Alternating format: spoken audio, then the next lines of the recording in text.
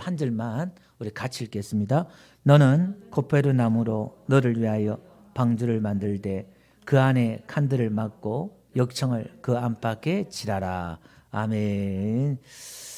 오늘 제가 노아의 방주 이렇게 제목을 정해놓고요. 부제목으로 코페르, 카파르 이렇게 적어놨는데 이게 무슨 말인가 싶을 것 같습니다.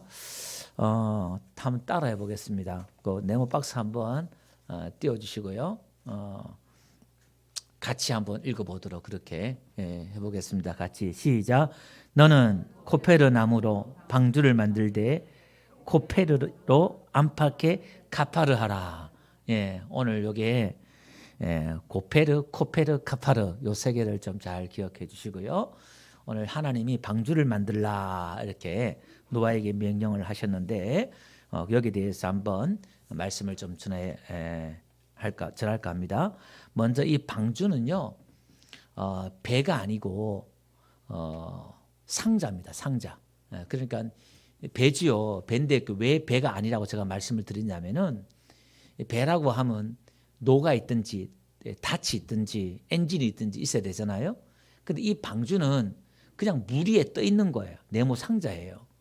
한번 볼게요. 출애굽기 2장 3절에 가보니까 모세가 이제 태어나서 바로 왕이 남자를 다 죽이니까 갈대 상자에 띄워서 모세를 담아서 보내잖아요. 거기 보니까 그 갈대 상자 있죠. 그 상자가 방주예요. 테바란 말인데 오늘 본문의 방주와 같은 단어예요. 그러니까 이 방주는 상자 이래요. 그러니까 하나님께서는 노아야 너는 상자를 만들어라 한마디로 그 말이에요. 그러니까 이게 그냥 물 위에 떠 있기만 하면 되는 거예요. 이게. 그리고 히브리서 11장 7절 가보니까 이제 믿음으로 노아는 아직 보이지 않는 일에 경고하심을 받아 경외함으로 방주를 할 때 요게 이제 헬라어로 키포트란 말인데 여기 이제 방주란 단어잖아요. 그죠? 근데 히브리서 9장 4절에 가보니까 거기 보면 금향로와 사면을 금으로 산 언약 궤 있죠. 궤. 벗게 할 때 괴자. 그 괴가 방주예요. 키보트란 말과 같은 헬라어로 같은 단어를 쓰고 있다 이 말이에요. 그러니까 방주는 상자다 이 말입니다. 하나의 상자, 괴다 이 말입니다. 그럼 여기에 대해서 제가 좀 뒤에 가서 다시 한번 말씀을 드리도록 하고요. 여기 보니까 방주를 만들 때 14절 보니까 뭘 막냐면은 칸들을 막고 이렇게 나와요. 방주 안에 칸들이 다 있어요. 그럼 이 칸이라는 게 뭐냐면은 이런 겁니다. 시편 16편 6절 보니까 내게 줄로 지어진 구역은 아름다운 곳에 있으며 나의 기업이 실로 아름다도다. 이것은 구원받은 저와 여러분들에게 하나님이 우리에게 주어진 구역이 있고 사명이 있는 곳입니다. 그것은 각자 다 달라요. 그게 나라마다 교회마다 개인마다 다 다르단 말이에요. 옆에 있는 교회와 우리 교회와 다 하나님의 사명이 있고 우리 구역이 있다 이 말이에요.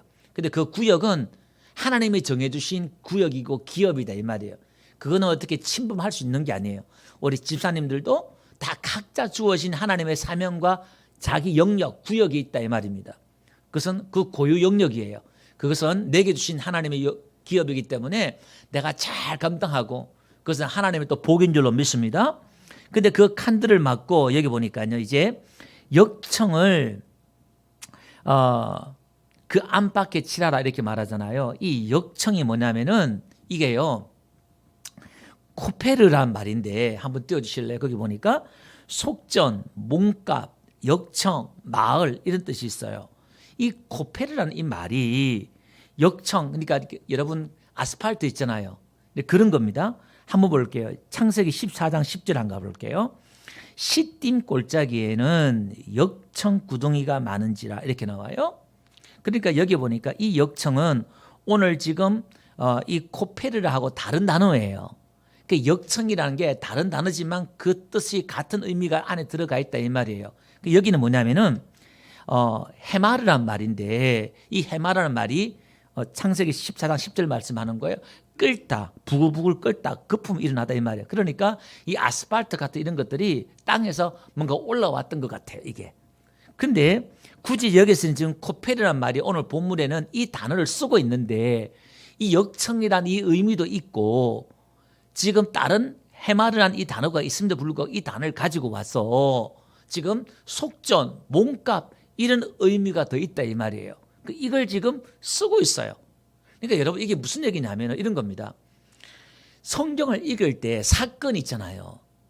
아담 선악과 뭐 방주 사건 여러 가지 성경을 이야기 사건으로 읽어버리면 우리는 하나님을 만날 수가 없고 하나님의 뜻을 알 수가 없다 이 말이에요. 그러니까 무슨 말인지 하면은 그 사건 속에 있는 의미들을 우리는 찾아야 된다. 그 하나님의 의도와 계획을 우리는 찾아내야 된다 이 말이에요. 그러면 이 역청을 칸들마다 안과 밖을 바르네요. 그죠? 자, 그럼 한번 봅시다. 좀 더 한번 볼게요. 출애굽기 30장 가봅시다. 12절. 네가 이스라엘 자손의 수요를 조사할 때 조사받은 각 사람은 그들을 계수할 때 자기의 생명의 속전을 여호와께 드릴지. 여기 요 속전이 오늘 본문의 코페르예요. 코페르 역청이다 이 말이에요. 우리의 몸값 속전. 내가 구원받았다는 이 속전을 구약에는 성전세로 냈단 말이에요. 그럼 그걸 가지고 성막이나 또 성전이나 그걸 관리하는 데 사용했다 이 말이에요. 그러니까 이게 20세 이상 남자들은 다 속전세를 내야 돼요. 다 이게. 근데 이게 코페르네요. 이사야 43장 3절 한 거 봅시다. 대저 나는 여호와 내 하나님이요 이스라엘 거룩한 이시요 내 구원자이심이라. 내가 애굽을 너의 속량물로. 여기 속량물도 코페르예요. 속량했다, 구속했다, 대가를 지불했다 이런 말이에요. 그러면 이 방주에 그 역청을 안과 밖을 이렇게 바르다 이 말은 지금 여러분들이 이해 눈치를 어느 정도 채셔야 돼요. 결론적인 말씀드리면 이 방주는 예수를 뜻하는 것이고 또 우리를 뜻하는 것이기도 하고 구원에 대한 설명을 지금 하고 있단 말이에요. 그런데 이걸 지금 속전이란 것을 몸값을 지불한 것을 안과 뒤를 바르네요. 이게 자 뒤에 가보면 이 속전 제가 한번 속전세 설교를 수요일 한번 드렸는데 순서를 좀 바꿔서 한번 제가 뒤에 말씀들을 한번 볼게요. 가버나움이란 성경 구절을 한번 띄워주실래요? 거기 보면 마가복음 9장에 가보면 가버나움에 이르러 집에 계실새 제자들에게 물으시되 너희가 길가에서 서로 토론한 것이 무엇이냐 하시되 이렇게 나와요. 지금 가버나움이 예수님의 그 집인데 한번 봅시다. 9장 33절 34절 보니까 그들이 잠잠하니 이는 길에서 서로 누가 크냐 하고 쟁론하였습니다. 이렇게 나와요. 자 그러면서 또 뭐냐면은 마태복음 17장 14절 한번 볼게요. 다 같이 한번 읽어봅시다. 시작. 가버나움에 이르니 순서를 좀 바뀌었는데 마태복음 17장 24절요. 제가 순서를 바꾸어가지고 꺼졌나요? 갑자기 화면이 꺼졌네. 저 방송은 나오는 것 같은데 화면이 꺼졌네. 제가 그냥 읽어드릴게요. 가버나움이란 말이 이 가버란 말이 코페르예요. 코페르. 그러니까 제가 이 가버나움이 속전이란 뜻이다 했잖아요. 그죠? 속전. 그 다음에 또 뭐라 했어요? 몸값, 역청, 마을 이런 뜻이 있다고 그랬어요. 이게. 그러면 가버나움이 코페르란 말인데 마을이란 뜻이 있어요. 마을. 그 나훔이 위로, 그 위로의 마을 이런 거예요. 그러면 이런 거죠. 다시 또 말하면은 이 가버나움은 속전의 마을 이런 거예요. 이런 뜻이 있단 말이에요. 그 배경을 깔고 있단 말이에요. 그러면 그 가버나움에서 어떤 일이 벌어지냐면은 야, 너희 예수님은 왜 성전세를 안 내? 속전세를 왜 안 내? 이렇게 말해요. 속전세, 속전 이야기를 해요. 그래서 예수님이 베드로에게 이제 말하는 거잖아요. 저 고기 낚시해서 그 입에서 한 세겔 나오면 네 반세겔, 내 반세겔 내, 속전세를 내 이렇게 그 이야기가 이 가버나움에 나온단 말이에요. 이게. 그러면 이게 지금 하나님의 신구약의 그림이 지금 뭐냐면은 이 코페르 가버, 카펠이라는 헬라어인데 히브리어로는 코페르예요. 이게 같은 단어다 이 말입니다. 그러면 지금 방주와 역청 이야기가 속전 이야기가 지금 신약과 같이 배경을 깔고 연결된다 이 말이에요. 다시 한번 돌아가 볼게요. 자 그러면 이 코페르가 속전 몸값이다 이렇게 말씀했는데 이걸 우리 안팎에 바르는데요. 아가서 한번 봅시다. 아가서 1장 14절요. 다 같이 한번 읽어봅시다. 시작. 나의 사랑하는 자는 내게 엔게디 포도원의 고벨화 송이로구나. 요 고벨화가 코페를 해요. 같은 단어예요. 이게 속전, 몸값, 역청이라는 이 단어를 쓰고 있네요. 이게 지금 그리고 이런 겁니다. 지금 슬라미 여인이 신랑 대신 자기의 신랑된 그 솔로몬을 이야기하고 있는 거거든요. 이거는 나의 신랑이 고벨화 이렇게 나와요. 이게 참 성경에 보면 놀라워요. 이게 이제 하나의 송진에서 나오는 어떤 그런 진액 같은 그런 건데 단어는 지금 같은 쓰고 있어요. 여기 이제 적용하는 의미는 역청 같다 이런 말은 아니에요. 다양한 의미로 나무 진, 역청 같은 의미로 다 쓴단 말이에요. 노가진 어떤 그걸 쓰는데 단어는 같은 단어예요.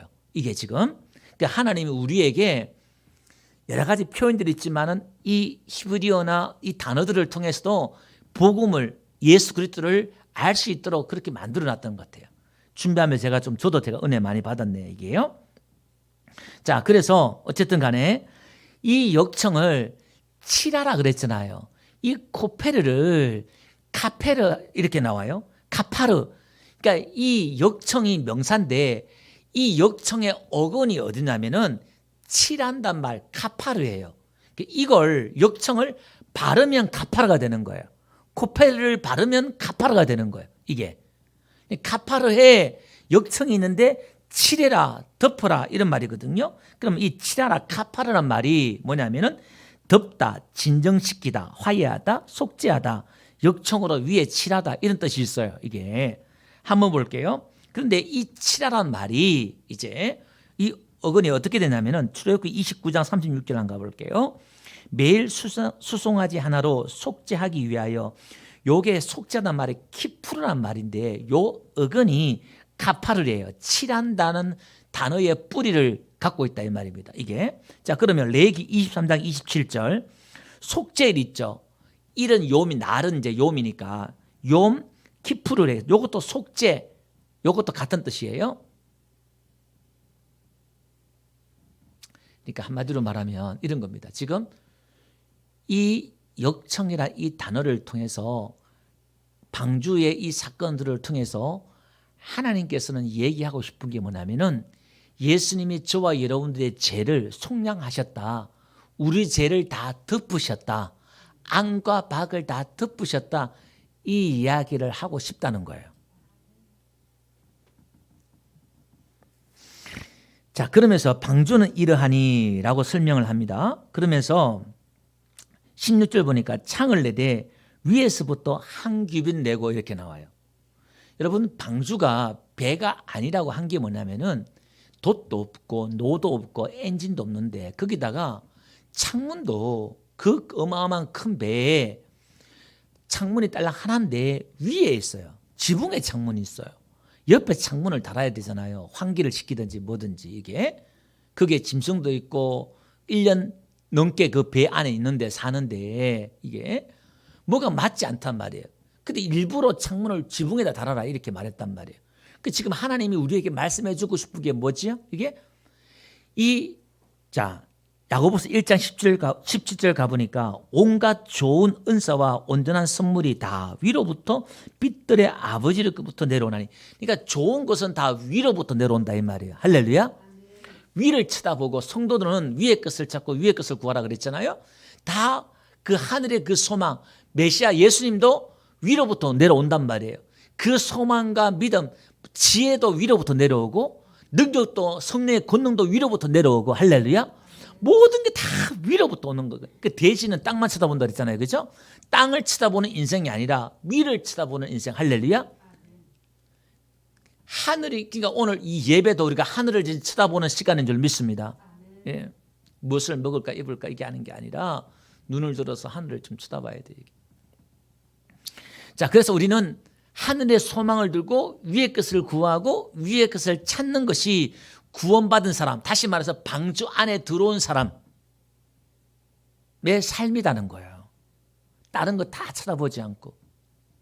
자, 17절 안 가봅시다.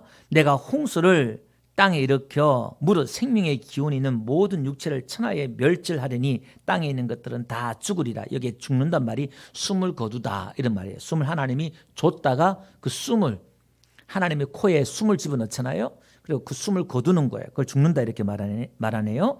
18절을 다 같이 한번 읽어봅시다. 시작.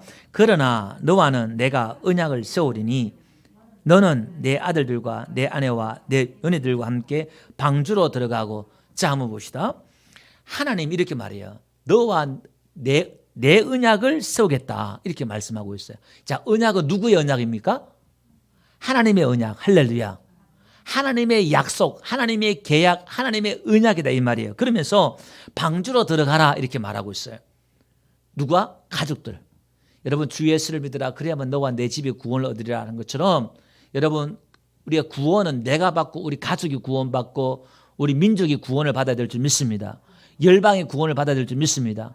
그 구원은 그게 이제 아들 낳는 거예요. 우리가 하나님을 섬기면 그렇게 구원의 역사가 이제 확산된다 이 말이에요. 자, 그런데 한번 봅시다. 내 언약을 하나님이 세우겠다 이렇게 말씀하고 있는데 이것은 이런 겁니다. 하나님이 계획하고 하나님이 완성한다라는 의미가 여기에 들어가 있어요. 순전히 하나님의 계획이 하나님의 주권, 하나님의 계획을 지금 말씀하고 있다 이 말이에요. 그런데 여기서 우리가 오해할 수 있는 게 뭐냐면 우리가 지난 시간에 말씀드렸던 것처럼 노아는 의인이고 그죠? 완전한 자고 하나님과 동행한 자고 또 우리가 결론적으로 하나님이 자기에게 명령하신 대로 다 준행해야 돼 이렇게 말했잖아요. 자, 그래서 우리가 노아를 본받아야 됩니다. 이렇게 우리는 의롭게 살아야 되고 이렇게 또 정직하게 살아야 되고 하나님의 말씀 다 지키고 순종하고 살아야 됩니다. 요렇게만 말해버리면 성경을 껍데기만 안 거예요. 알맹이를 안 게 아니라 하나님의 의도를 안 게 아니라 껍데기만 안 거예요. 열심히 우리가 하나님 말씀대로 지키고 살아야 됩니다. 틀린 말은 아니지요. 근데 그게 이제 껍데기만 안 거예요. 알맹이는 여러분들이 지금 없는 거예요. 과일이 있으면 껍데기만 먹고 알맹이는 안 먹는 거예요. 지금 신앙이 이런 거예요. 그렇게 해버리면 우리 신앙이 어디로 가냐면은 성경이 말하는 것과 정반대로 가버려요. 그것은 하나님의 언약이 되는 게 아니라 이제 내 언약이 세워져요. 뭐냐면은 내 하기에 나름이 이제 다른 거예요. 이렇게 말할 수 있죠. 지금 노아가 방주를 지었으니까 구원받았고 들어갔으니까 구원받았고 의인이니까 구원받았고 동행했으니까 구원받았고 그렇단 말이에요. 그럼 어떻게 우리도 그렇게 하자. 이렇게 버리면 성경을 완전히 오해한 것이고 하나님의 의도를 모르는 거예요. 이게 무슨 말이냐면 이런 겁니다. 지금 성경은 일관적으로 똑같은 이야기를 하고 있는 게 뭐냐면 선악과 이야기, 또 방주 이야기, 또 모세가 아까 갈대 상자 이야기, 출애굽 이야기, 이 모든 이야기를 통해서 계속해서 똑같은 이야기를 하고 있어요. 무슨 똑같은 이야기 하느냐? 복음을 이야기하고 있고 복음이란 것은 하나님의 이야기예요. 하나님의 이야기란 것은 하나님의 언약을 이야기하고 있는 거예요. 그러면 다시 말해서 이건 뭐냐? 그만큼 인간이 알아듣지 못하는 게 뭐냐면 그만큼 인간이 이해하지 못하는 게 뭐냐면 하나님의 이야기, 하나님의 언약, 복음이라는 거예요. 여러분 복음 들으면 쉽게 이해할 것 같지요? 다 알 것 같지요? 지금은 큰 교회 하고 계시는 아주 유명한 목사님이 계셔요. 이제 우리 김난중 교수님이라고 서울에 열린 교회인가 이렇게 하고 계셔요. 이분이 저희 신학 지금 거의 28년 정도 됐어요. 신학교 때 이제 강사로 저희 학교에 와가지고 이렇게 하다가 어느 큰 교회 이제 여름 수련회 청년들하고 전교회들 뭐 수련회 세미나 강사로 갔다가 2박 3일 강사로 갔다가 오셔서 수업 시간에 이야기를 해주시더라고요. 복음에 대해서 그가 이제 목사님이 2박 3일 동안 세미나하면 쭉 이렇게 했는데 갔다 와가지고 난리가 났어요. 딱 한 청년이 그냥 울면서 은혜 받고 교회에서 당하고 뭐고 회의를 열어가지고 이 목사님 이단인지 아닌지 따져보겠다고 막 그냥 했던 그 이야기를 그래서 웃으면서 이야기해 주더라고요. 그 설교 시간 은혜 받았겠어요? 그 반응들을 덤덤하게 그냥 이렇게 지나가면서 이야기를 해 주시더라고요. 그래서 그분이 책을 내면서 전국에 베스트셀러 되고 지금은 뭐 방송에 의한 막 대단히 좀 상당히 지금 또 성들도 한 꽤 많이 몇천 명 모이는 걸로 알고 있습니다. 이렇게. 그게 뭔 얘기겠습니까? 그 교회가 정상적인 교회인데 왜 그런 일이 벌어졌겠어요? 참 복음을 이야기했는데 알아듣고 이해한 사람이 없더라 이 말이에요. 오히려 이단인지 아닌지 따져보겠다고 회의를 열겠다 그러고 막 그렇게 했다 그래요.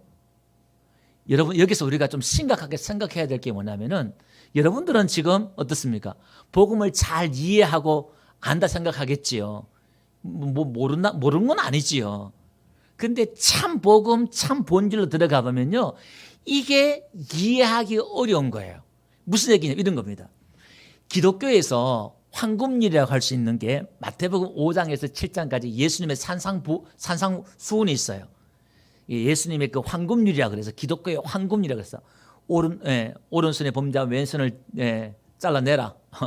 그죠? 눈이 범죄하면 잘라내라. 뽑아내라. 뭐 이런 얘기하니까 이야 이제 인간이 지킬 수 있는 율법을 뛰어넘어서 인간이 지킬 수 없는 것까지 지킬 수 있도록 요구하는 것처럼 그렇게 보여요. 근데 그 말씀을 다 지키려면은 우리는 전부 다 눈 빼고 다리 자르고 손 다 잘라야 돼요. 근데 거기서 말씀하고 있는 의도는 뭐냐면 이런 겁니다. 그렇게 하면서 7장에 가서 결론적으로 말씀하시는 게 뭐냐면은 넓은 문으로 가지 마라 좁은 문으로 가라 이렇게 말해요. 그러면서 내 말을 듣고 지키는 자는 반석 위에 집을 짓는 자다 이렇게 말씀하고 있단 말이에요. 그럼 이게 무슨 얘기냐면은 유대주의 율법주의자들에게 지금 이야기하고 있는 게 뭐냐면은 넓은 문은 율법을 지키는 문을 말하는 거예요. 좁은 문은 복음을 믿는 거예요. 이게 무슨 얘기냐면은 여러분 신앙 종교에 있어서 쉬운 게 뭐냐면은 내가 열심히 행위로 지키는 거예요. 이게 어려울 것 같죠. 이게 종교에서는 쉬워요. 근데 가장 어려운 게 뭐냐면은 하나님을 믿는 것, 예수를 믿는 거예요. 나를 믿는 것이 하나님의 일이다 이렇게 말했잖아요. 아이 믿는 게 목사님 뭐 어려워요. 그냥 믿으면 되지. 이게 가장 어렵다는 거예요. 어렵단 말은 그것을 이해하기가 어렵다는 거예요. 지금 이 믿는다는 게 한국 교회에 잘못되어서 방종으로 나가고 행위 없는 삶으로 나가고 이 믿음을 이해를 못하는 거예요. 이 믿음이란 것은 전적으로 그분만 의지하는 것, 의존하는 것 이런 거란 말이에요. 이 믿음이 복음인데 우리가 믿음으로 구원 얻잖아요. 그럼 이 믿음 위에 기초 예수님의 말을 듣고 지킨단 말은 그 복음을 믿는 거예요. 이건 최고의 행위예요. 그 반석 위에 집을 짓는 거예요. 그럼 이게 왜 어렵냐면 이런 겁니다. 어느 정도 어렵냐면 이런 겁니다. 오죽하면 하나님이 에덴 동산에 선악지식 나무를 뒀냐 이 말이에요. 그러면 아담과 하와가 하나님이 선악지식 나무를 따먹을 걸 알았을까요? 몰랐을까요? 알았죠. 몰랐다면 하나님이 아니지요. 그러면 퍼펙트 완벽한 에덴 동산에 선악지식 나무가 없다면 아담과 하와는 완벽한 사람이잖아요. 그죠? 그러면 하나님이 선악지식 나무를 통해서 하나님의 의도와 계획은 뭐예요? 인생이 하나님 만든 인간은 하나님을 의존해서 하나님의 은혜로 사는 존재라는 것을 가르쳐 주는 거예요. 그래서 그러면 이런 겁니다. 선악 지식을 따먹어 보니까 그 나무를 가져 보니까 이제 폭로되는 게 뭐냐면 아담과 하와가 완벽한 하나님의 의를 가지고 있었는데 뭐가 드러나요? 그에게는 부족한 것이 없었잖아요. 모든 걸 다 가졌단 말이에요. 그럼에도 불구하고 그가 선악 지식을 먹으니까 자기 안에 뭐가 드러나면은 죄성이 드러나더라 이 말입니다. 이게 그러면 이런 겁니다. 하나님이 그럼 만들 때 죄성을 집어넣어서 만들었나? 그건 아니지요. 이게 근데 하나님께서 말씀하고 싶은 게 뭐냐면은 하나님이 계획하고 싶은 게 뭐냐면은 인간은 그 에덴 동산에서 뭐 하면서 하나님의 은혜 안에서 하나님을 의지하면서 자기 힘이 아닌 하나님의 힘으로 모든 것이 다 완벽하지만 그 그러니까 한번 봅시다. 내가 불완전하고 힘들면은 하나님을 찾고 의지하겠지요. 근데 아담과 하와가 어려운 게 뭐냐면 부족한 것이 없고 모든 것이 다 완벽해요. 이런 상황에서 하나님을 의지하고 하나님 은혜에 감사한다는 것은 더 어려울 수 있잖아요. 이게. 이걸 가르쳐 주고 싶은 거예요. 자, 그러면 한번 봅시다. 모든 족장도 마찬가지입니다. 심지어 노아도 마찬가지예요. 이 노아도 우리는 본받자 하지만 우리가 뒤에 나오지만 그가 술 먹고 어떻게 해요? 옷을 추태를 부리면서 하니까 자식들이 뭐 뒤에 나오겠습니다만 나중에 셈과 야벳이 옷을 덮잖아요. 덮는 거예요 지금. 그 허물과 실수 있지만 흠이 있지만 하나님이 덮고 넘어간다는 거예요. 방주도 지금 덮는 거예요. 역청 안팎으로 덮는 거예요. 할렐루야. 복음을 이야기하고 싶다 이 말이에요. 그럼 한번 봅시다. 성경에서 하나님 마음에 합한 사람이 누구였죠? 딱 한 사람. 다윗이었잖아요. 이 사람은 완벽한 사람이었어요. 10대 때부터 용기가 100배 해가지고 3m 되는 골리앗과 맞짱 뜨고 어릴 때부터 장수였던 골리앗과 맞짱 뜨고 자기의 원수였던 사울 왕을 자기를 죽이려고 했던 그 원수를 2번이나 살려줬어요. 그죠? 얼마나 대단한 사람입니까? 그리고 하나님의 말씀을 얼마나 또 지키고 또 성전을 지으려고까지 했어요. 솔로몬이 성전을 지었지만 그 모든 예물을 헌금을 다 모아뒀던 사람이 다윗이었단 말이에요. 모든 면에 있어서 다윗만큼 완벽한 사람이 어디 있어요? 모든 면에 있어서. 근데 하나님이 우리아의 아내 밧세바를 다윗 앞에 뒀어요. 그래서 지금 제가 성전 순례를 안 가봐서 그렇습니다만은 다윗궁에 가면 지금도 유대인들은요, 랍비들은 밧세바가 다윗을 꼬셨다 이렇게 말해요. 왜냐하면은 그 왕궁 밑에 보이는데 여러분 다윗이 목욕하는 밧세바를 보고 현혹됐다 그러면 멀었을까요? 가까웠을까요? 가까웠지. 거기서 이제 했기 때문에 이것은 의도가 있었다. 이렇게 또 유대인들은 그렇게 또 이렇게 믿는다고 그래요. 네. 자, 어쨌든 간에 다윗 앞에 부함직하고 먹음직한 선악지식 나무처럼 이 다윗 앞에 놔뒀단 말이에요. 하나님의 의도가 있는 거예요. 거기에. 하나님이 다윗을 테스트한 거지요. 근데 그걸 먹고 다윗이 뭐 했냐면은 살인을 하고 간음을 했지만 그걸 어떻게 해요? 싹 덮어요.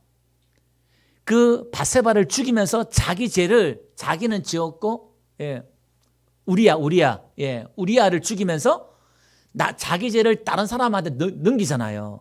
이게 지금 인간의 이 사악한 면을 한번 보세요. 이게 다윗이 딱 드러나니까 다윗이 그가 고백하는 게 뭐죠? 내가 모태 죄중에 태어났구나. 내가 죄덩어리구나. 거기서 뭐냐? 다윗이 하나님의 은혜를 깨달아요. 복음으로 간다 이 말이에요. 자기 의가 아니라 이게. 그러니까 인간이 완벽하지만 완전하지만 우리 안에 뭐가 있다고요? 죄성이 있는데 인간은 처음부터 끝까지 예수님의 그 은혜 이야기를 해야지. 그 은혜로 우리가 살고 할렐루야. 모든 게 다 은혜라는 거예요 지금. 그러니까 이걸 이해하기가 너무너무 어려워요. 쉬운 것 같은데 이게 저 자신도 지금 계속 하고 있지만 그때가 아직 저도 안 벗겨져요. 이게 정말 복음은 또 듣고 또 듣고 듣고 해야 되는구나 이게. 그 사단이 뭘 가지고요? 율법을 가지고 여기서 은혜에서 떨어지게 만든다니까요. 이게 하나님의 은혜 안에 여기서 뭐가 감사 찬양이 나온다 그러잖아요. 이게 그러니까 이 방주도 지금 역청이나 이걸 코페르 카페르 이야기하면서 지금 제가 이야기하고 있는 게 똑같은 이야기를 지금 하고 있다 이 말이에요. 그러니까 이게 방주를 지어라 이렇게 말해 방주를 짓는단 말을 했을 때 지난주 제가 말씀을 드렸습니다만은 그럼 우리가 방주를 지어야 되겠네. 뭘 지어요?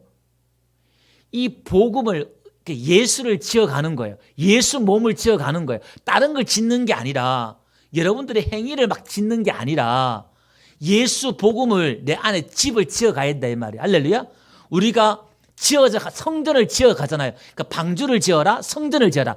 하나님이 성경에 구체적으로 지어라, 설계도를 주면서 지어라고 말하는 게 방주와 성전이에요. 성막, 성전, 사이즈, 크기, 모양, 식양 다 전하면서 이렇게 지어라고 말한 것이 방주고 성전이다 이 말이에요. 그러면 이 방주와 성전은 신약에 들어오니까 누구예요? 예수다 이 말이에요. 그럼 방주 안에 들어가라 이 말은 신약으로 말하면 어디 들어가라는 거예요? 예수 안에 들어가라는 거예요. 할렐루야. 그러니까 안식일을 지켜 이 말은 무슨 말일까요? 노아가 안식이잖아요. 뜻이 위로다지만 그 어근이 안식이니까. 그럼 창조하시고 아담과 하와에게 안식일을 지켜라 이렇게 말하실 때는 그 말은 방주로 들어가라, 예수로 들어가라 이 말이에요. 하나님의 안식 안에 들어가 이 말이에요. 할렐루야.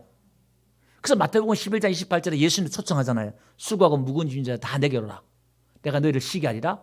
그죠? 예수님의 그 안식, 쉼으로 우리를 초청한단 말이에요. 요 이야기가 지금 같은 이야기를 계속하고 있단 말이에요. 그 방주 안에 예수 안에 은혜 안에 들어가면 뭐가 있다고요? 안식이 있어요. 쉼이 있어요. 근데 종교는 쉼이 없어요. 안식이 없다 이 말이에요. 근데 방주가 몇 층이에요?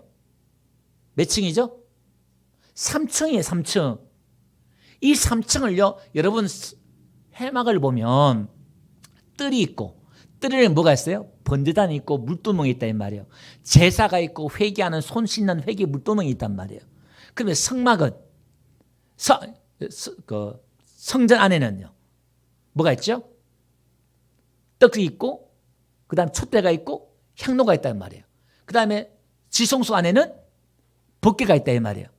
이런 겁니다. 따지고 보면 여러분 마당 뜰에는 열심히 회개하고 열심히 종교행위 제사를 드린단 말이에요. 여기는 수고가 있고 노력이 있고 애씀이 있고 있다 이 말이에요. 그리고 두 번째 하늘 어떻게 보면 성전 안에 들어오면 거기는 제사장이 거기서 떡을 먹어요. 안식일 날 서서 떡을 먹고 안식일 날 먹어요. 그리고 떡을 교체한단 말이에요. 거기 뭐가 있어요? 빛이 있단 말이에요. 내 안에 예수의 빛이 있는 줄 믿습니다. 그 다음에 말씀을 먹고 빛이 있는 사람이 뭐예요? 그 다음에 기도가 돼요. 기도는 아무나 하는 게 아니라 내 안에 말씀을 먹고 예수가 있고 예수의 말씀이 있고 내 안에 하나님의 빛이 예수의 빛이 들어온 사람은 뭐 하느냐? 이제 빛이 들어와서 보여요. 하나님께 기도한다 이 말이에요. 기도의 향로를 올린다 이 말이에요. 할렐루야. 이런 사람은 어디에 들어가는데 나중에 지성소에 들어와서 이제 하나님과 한 몸이 돼요. 할렐루야. 하나가 된다 이 말이에요. 솔로몬의 그 침실에 왕의 침실에 슬라미가 들어가는 것처럼 이제 예수 안에 들어가 한 몸이 된다 이 말이에요. 근데 문제는 마당 뜰만 밟으면 그건 종교예요. 유대인들은 너희들은 내 마당만 밟고 한다 이렇게 말해요. 열심히 제사 드리고 뭐 하는데 정작 예수에 대해서 알지도 못하고 하나님에 대해서 알지도 못하고 만나지도 않는 거예요. 관심도 없어. 열심히 하면 하나님 들어주시겠지. 종교의 특징이 뭐지요? 종교의 특징은 열심이에요. 열심. 샤머니즘. 왜? 열심히 해야 신이 복을 주니까.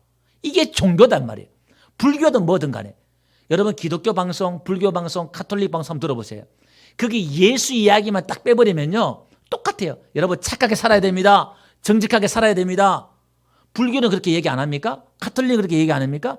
똑같아요. 심지어 그러니까 이단에 가도요. 지금 참 복음을 못 들으니까 교회 다니면서도요. 자, 지난주에 누가 그러더라고요. 어떤 분이 와서 아이고 뭐 이단 가도 그게 뭔지 모르겠다고.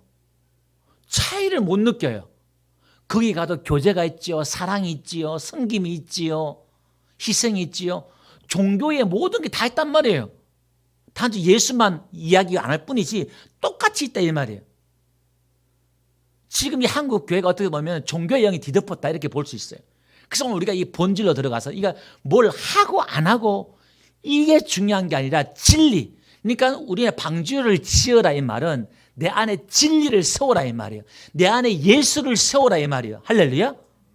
오직 그것에 의해서 우리가 결정된다 이 말이에요.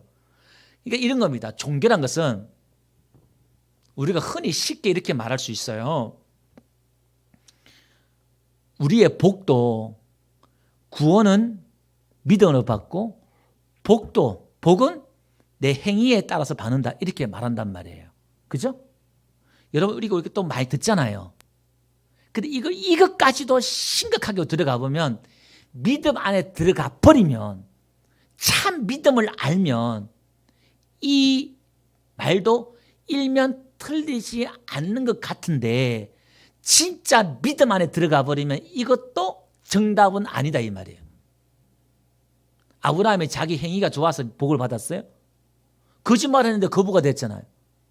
이걸 자꾸 오해하시면 안 돼요. 그러니까 믿음이 그만큼 어려운 거예요. 쉬운 게 아니다 이 말이에요. 그냥 믿으면 되겠네? 그냥 믿는 게 아니라 그냥 믿는단 말은 오늘 이 노아처럼 하나님과 동행했단 말은 하나님과 친밀했다는 거예요. 하나님과 하나가 됐다는 거예요. 여러분 아무나 동행해요? 친하지 않는 동행해요? 아니다 이 말이에요. 그것은 자기 부인, 자기 희생, 나는 죽고 예수 사는 이 믿음 얼만큼 처절하게 자기 안에 자기 의의가 없어서 이게 이제 상한 심령이라 그래요. 그러니까 자기 안에 정말 영적으로 파산 선고한 사람들의 그 고통을 여러분 아셔요? 정말 다윗이 여러분 진액을 짜면서 눈물로 침상을 지키면서 자기 안에 그 의의가 없는 걸 발견하고 하나님의 은혜를 발견했을 노아가 지금 하나님의 은혜를 발견했다 그랬잖아요. 이 노아도 마찬가지라니까요. 그가 의로서 의로운 게 아니라 예수 안에 들어간 사람은 완전한 자 의인인 줄 믿습니다. 하나님은 그렇게 봐주는 거예요. 그러니까 사실 이 노아도 믿음 이야기를 하고 있는데 우리는 지금 은혜를 모르니까 믿음을 이해하지 못하니까 다 성경을 봐도 뭐만 보느냐 다 껍데기만 보여요. 껍데기만.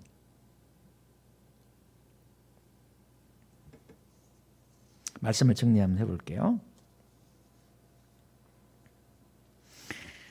베드로후서 한가 봅시다. 2장 7절요. 무업한 자들의 음란한 행실로 말미암아 고통당하는 의로운 롯을 건지셨으니. 여러분 아브라함의 조카 롯이 의로운 사람입니까? 이 롯은 자기 가족도 구원 못했어요.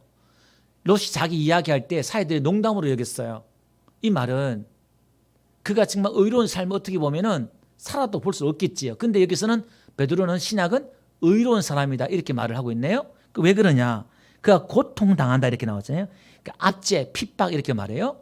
뭔가 그 죄를 짓는 사람들 보고 롯이 압박을 받고 고통을 당했단 말이에요. 그 마음에 또 핍박도 받았던 것 같아요. 이게. 그러면 한번 봅시다. 2장 8절요. 이는 이 의인이 그들 중에 거하여 날마다 저 불법한 행실을 보고 들으므로 그 의로운 심령이 상함이라. 속이 상한 거예요. 그러니까 어떤 행위보다는 이 롯의 어떤 가치관, 생각이 다른 거죠. 한마디로 말하면. 그죠? 마음이 아프고 막 속이 상하고 막 그런 거예요. 그럼 이게 이 의롭다고 말한 이 단어 속에서 우리가 노아를 보실 때 노아가 의롭다, 의인이다 했을 때에는 노아도 마찬가지죠. 노아도 분명히 핍박이 있었어요. 압제도 있었고 고통당한다는 말이 압제, 핍박이라고 그랬으니까 그 다음에 속이 상하는 마음이 있었단 말이에요. 왜? 하나님의 마음이 있으니까 이게. 그래서 노아도 그렇게 했단 말입니다. 자, 그러면 한번 봅시다. 오늘 지금 이 하나님의 홍수로 지금 물로 지금 세상을 심판하잖아요. 이걸 지금 신학에서는 뭐라 얘기했냐면은 이걸 세례다 이렇게 말을 하고 있어요. 뭔 얘기냐면은 한번 봅시다. 지금 세상은 물로 심판을 받는데 지금 노아는 거기서 구원을 받네요. 이게 성경 구절을 한번 띄워주실래요? 예.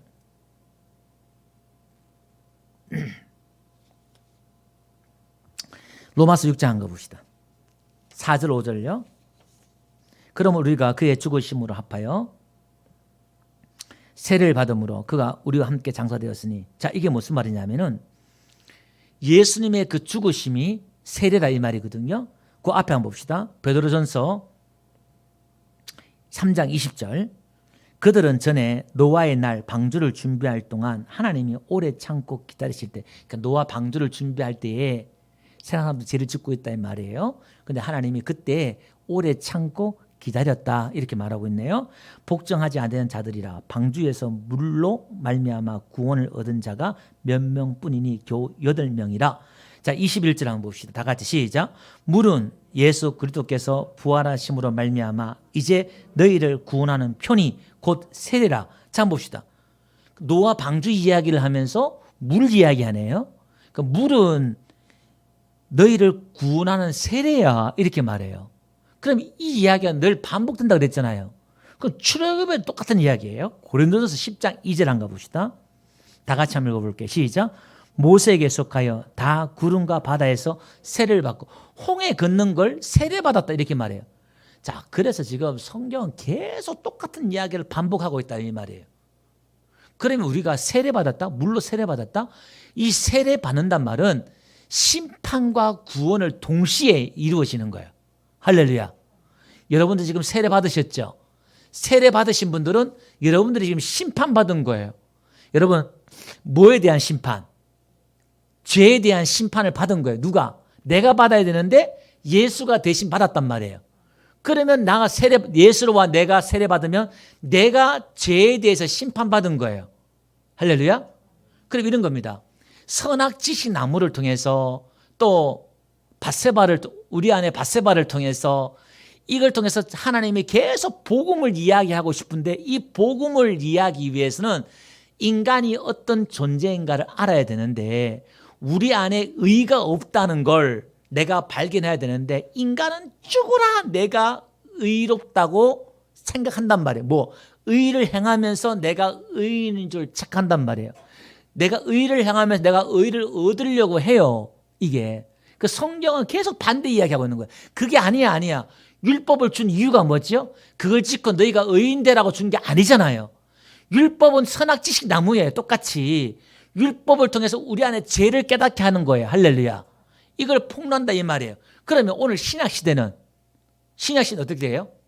성령이 요한복음 보니까 성령이 오면 그가 오시면 의에 대해서 죄에 대해서 심판에 대해서 폭로한다는 거예요. 그 성령이 우리 안에 들어오면 성령이 우리 안에 조명해 주셔서 끊임없이 내 안에 뭘 폭로해요? 내 안에 죄를 보게 하고 할렐루야. 내가 얼마나 하나님 앞에 여러분 사람을 죽여서 나쁜 놈이 아니라 내가 얼마나 죄인인가를 하나님이 내 안에 보게 한다 이 말이에요. 다시 말해서 성령 받지 않는 사람, 성령의 조명이 없는 사람, 성령에 고발당하지 않은 사람들은 자기가 죄인인지 몰라요. 이걸 모르는 사람은 복음을 죽었다 깨도 모르는 거예요. 그러니까 은혜를 발견한다, 복음을 발견한다 이 말은 얼마나 자기 밑바닥을 보고 처절하게 경험해야 되는지 몰라요. 그게 쉬운 문제는 아니에요. 그 바닥에 내려간다는 게 이게. 요나가 고기 뱃속에 수월에 들어갔던 것처럼 지옥 같은 그 고급에 들어갔던 것처럼 그게 들어갔다 나와도 이 요나가 아직까지 안 바뀌는 거잖아요. 생각이. 그만큼 복음이 은혜가 이게 쉬운 게 아니다 이 말이에요. 이게. 자, 그래서 한번 봅시다. 어쨌든 이게 세례네요. 이게 세례. 자, 그러면 한번 봅시다. 아까 제가 말씀드렸던 것처럼 세례는 그냥 뭐냐 이 말이에요. 자, 베드로전서 33장 20일 다시 한번 봅시다. 이제 너희를 구원하는 편이 곧 세례라. 이는 육체의 더러운 것을 제하여 버림이 아니요. 그러니까 우리의 세례란 것은 구원받았다고 해서 우리 육체의 이 죄성이 없어지는 게 아니다 이 말이에요. 내가 구원받고 세례받았지만 내 안에 죄성 그대로 있어요. 있는데 하나 생기는 게 있단 말이에요. 그 생기는 게 뭐냐면은 하나님을 향한 선한 양심의 강구다. 우리의 양심도 없고 양심이 죽은 사람인데 뭐에 대한? 하나님에 대한 양심이 죽은 사람인데 내가 세례받고 나서 구원받고 나서 사람들의 특징이 뭐냐면은 이 양심이 살아나요. 그 양심이 뭐냐 한번 띄워주실래요? 시네이데시스라는 이 양심이란 말인데요. 이 어근이 뭐냐면은 시네이도란 말이에요. 여기서 함께보다 이해하다 이 말이에요. 그러니까 하나님과 함께 보고 하나님과 함께 이해하는 이 양심이 생긴다 이 말이에요. 뭐 하면? 세례 받으면. 할렐루야. 그래서 오늘 우리는 이 홍수 심판, 노아가 구원받은 이 물에 떴잖아요. 그 예수님이 나중에 물 위로 걸어와요. 그게 지금 노아 방주 이야기를 하고 싶은 거예요. 물 위에 뜬단 말이에요, 지금 예수님이. 이게. 그러니까 오늘 우리는 하나님과 함께 이해하고 생각하는 이 양심이 살아난 줄 믿습니다. 나는 예수님과 함께 심판받은 줄로 믿습니다. 자, 그러면 한번 봅시다. 6장 4절 끝에 한번 볼게요. 또한 새 생명 가운데 행하게 하려 하면 이렇게 나와요. 로마서 6장 4절 맨 마지막에 우리가 세례받은 것은 뭐냐?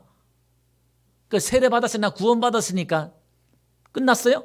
아니요. 이제 새로운 생명, 새 생명이란 것은 예수의 생명이에요. 할렐루야. 나는 죽었단 말이에요. 세례 받았으니까. 그럼 내 안에 산 것은 누구예요? 예수가 산 거예요. 할렐루야. 그럼 여러분의 삶은 누구의 삶이 되어야 된다? 예수의 삶이 되어야 된다 이 말이에요. 그래서 톨라데트 해서 예수의 역사가, 예수의 이야기가 만들어져야 된다 이 말이에요. 이게 믿음이다 이 말이에요. 자, 그러면 이게 쉬워요, 어려워요? 믿음으로 사는 게 쉬워요, 어려워요? 무진장 어렵죠. 무진장 어려운, 차라리 그렇게 안 살고 내가 율법을 지키고 사는 게 훨씬 쉬워요. 내 살다가 몇 가지 계명 율법 지키고 사는 게 낫지, 예수로 사는 게 율법 사는 것보다 훨씬 더 어렵단 말이에요. 그래서 예수를 만나지 않는 사람, 예수가 내 안에 살지 않는 사람, 하나님 만나지 않는 사람, 구원받지 않는 사람, 내 안에 이 양심이 갈망이 살아나지 않는 사람은 그렇게 살 수가 없어요. 하나님과 동행할 수가 없단 말이에요. 어떻게? 내 이 재성이 끄는 대로 계속 사는 거지. 그래 어떻게? 갈 때까지 가요.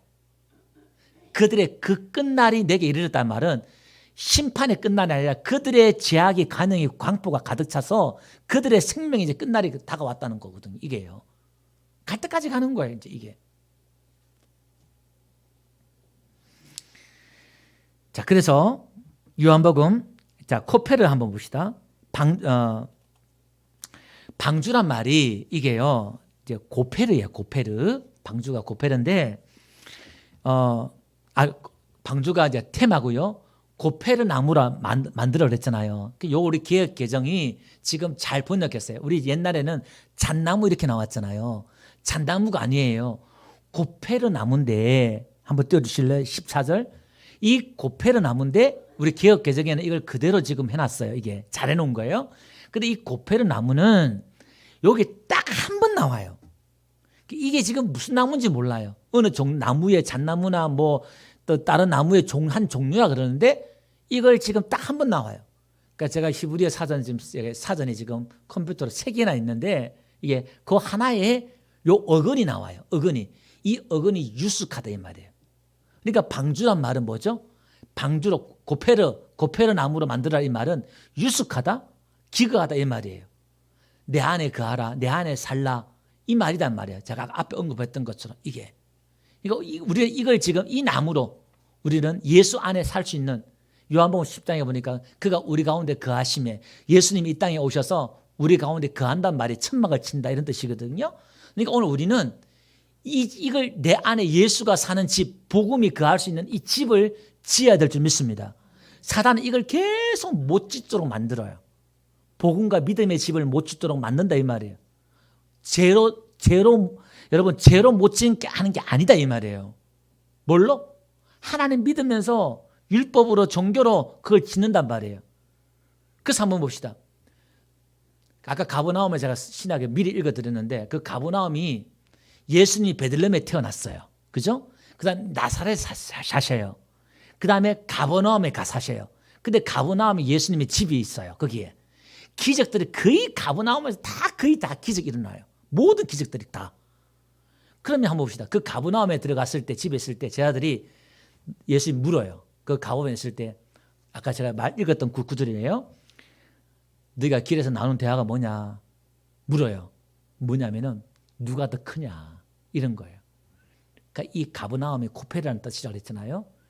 이런 얘기 한마디로 말하면 예수님이 우리의 속전에 대주셔서 우리를 구원해 주셨는데 우리가 지금 방주에 들어가 살았어요. 지금 지구가 다 멸망하는데 우리가 지금 방주 안에 들어가 살았어요. 거기 들어가지고 네가 크냐 내가 크냐 여러분 싸우고 있다 생각해 보세요. 지금 이 제정신입니까 지금? 구원이 뭔지도 모르고 지금 자기가 어떤 존재가 되었고 어떤 은혜 안에 있고 이것도 모르는 거 지금. 지금 오늘날 그런 말도 안 되고 웃기는 일들이 오늘 우리 한국 교회나 교회 안에 지금 있다 이 말이에요. 그 방단에 들어와 가지고 피 터지게 네가 크냐 내가 크냐 네가 잘났냐 내가 못났냐 내가 너보다 더 그래도 내가 의를 행했고 내가 너보다 더 열심히 있고 지금 제 아들이 피 터지게 싸우고 있단 말이에요. 이게 그 은혜를 모르는 거예요. 설교를 그렇게 들어도 지금 한마디로 말하면 그러니까 오늘 저와 여러분들이 교회에 나와서 여러분들이 지금 뭘 배우고 뭘 들으려고 해야 되냐면은 복음을 들으려고 해야 되고 할렐루야. 방주에 들어가서 양식을 지금 저축하라고 그랬잖아요. 마지막 때에 이 하나님의 양식, 이 말씀을 이 먹을 교회 안에 방주 안에 들어가서 먹을 그 양식을 우리가 저축해야 한다 이 말이에요. 그 생명의 양식을 복음의 양식을 할렐루야. 기도하겠습니다. 살아계신 아버지 하나님, 우리를 사랑해 주신 아버지 하나님, 우리를 구원해 주셔서 방주 안에 예수 안에 거하게 하신 하나님 아버지, 오늘도 이 땅 가운데 하나님의 그 심판 가운데 이 세상의 물 가운데 우리가 떠 있음을 고백합니다. 우리가 방주 안에 있음을 고백합니다.